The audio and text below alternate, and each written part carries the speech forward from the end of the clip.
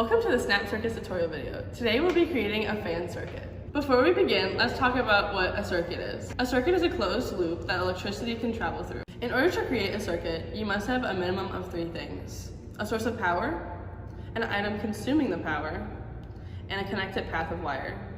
Now that we have an understanding of how a circuit works, we can begin to assemble our flying saucer. Let's start with the power source, since every part will be connected to this. Next, place your slide switch and your motor fan on the panel. From the positive side of the batteries, connect a snap wire to the negative side of the switch. Then connect a snap wire to the positive side of the slide switch to the negative side of the motor fan. Then finish the circuit by connecting the positive side of the motor fan to the negative side of the batteries.